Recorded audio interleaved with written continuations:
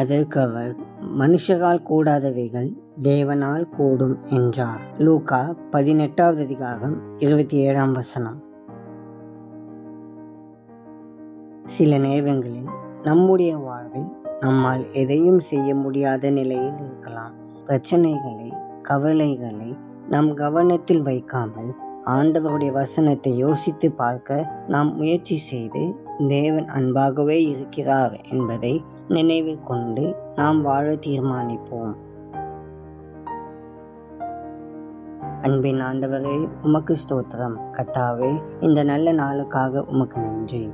ஆண்டவரே, நாங்கள் சோகமாக இருந்து காலங்களை கடத்தியது எங்களுக்கு மன்னியும். உம்முடைய வசனத்தை தியானிக்க உதவி செய்யும். இயேசுவின் மூலம் ஜெபிக்கிறோம் பிதாவே. ஆமேன்.